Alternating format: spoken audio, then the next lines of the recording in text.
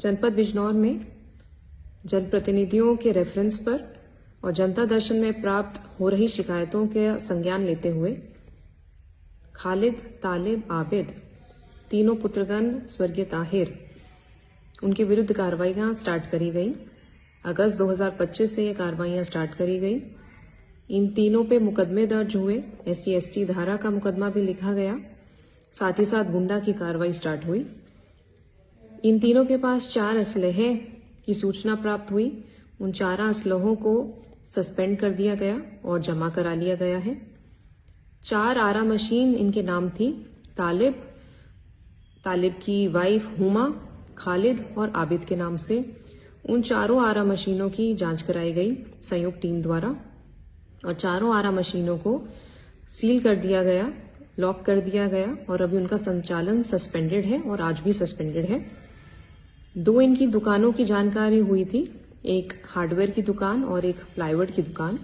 वहां GST विभाग द्वारा रेड करी गई और कुछ कमियां पाने पर वहां पर फाइन की कार्रवाई जो है वो स्टार्ट करी गई।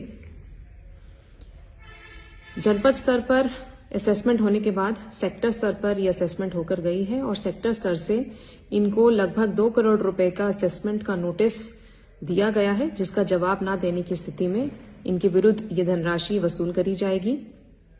साथ ही साथ इनके नजीबाबाद और नगीना तहसील में 4 स्टोन क्रशर्स का उल्लेख जो है शिकायती पत्र में किया गया था। 2 स्टोन क्रशर्स ऐसे हैं जो हुमा वाइफ ऑफ तालिब के नाम है, जिसका नाम ताज स्टोन क्रशर है नजीबाबाद में और सुपर स्टोन क्रशर है नजीबाबाद में। इसके अलावा 2 और स्टोन क्रशर हैं, सागर और स्टार, जिसमें इनकी अप्रत्यक्ष रूप से पार्टनरशिप बताई गई। चारों स्टोन क्रशर्स की जांच हुई टीम से और वहां पर जो भंडारण किया गया था उसका स्टॉक से मिसमैच होने के कारण उन पे फाइन लगाने की कार्रवाई करी गई। फाइन 2.5 लाख रुपए से लेकर 2 लाख रुपए तक का चारों पर लगा, जिसका इन्होंने भुगतान नहीं किया, जिस वजह से इनका सस्पेंशन जो है चारों हमारे क्रशर्स का सस्पेंशन कर दिया गया है और उनके क्रय विक्रय पे रोक लगा दी गई है। साथ ही वहां पर ताला लगा दिया गया है। इनमें से एक सुपर क्रशर जो है उसकी जब जांच पड़ताल करी गई तो थोड़े से सरकारी नंबर पे उसका अवैध कब्जा पाया गया, जिस कारण से उसको हमने निरस्त ही कर दिया है। इसके अलावा एक आरा मशीन का संचालन कब्रिस्तान की लैंड के ऊपर पाया गया था, जिसकी जांच करा के उसको भी सील करा दिया गया था। इलीगल कॉलोनी काटने की शिकायत भी प्राप्त हुई थी।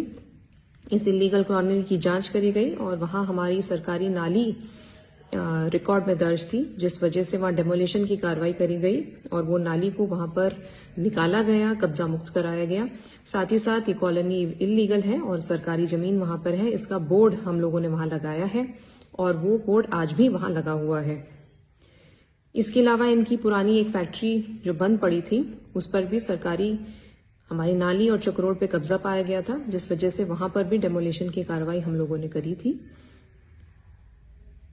इसके अतिरिक्त कुछ नए बिंदु हम लोगों को अभी रिसेंटली प्राप्त हुए हैं, जिसमें इनके अलावा कुछ और लोगों के नाम हैं, जैसे हनीफ, इदरीस वगैरह, जो उनके डायरेक्ट परिवार से नहीं है बट शायद अप्रत्यक्ष रूप से उनके किसी तरह से पार्टनर हो।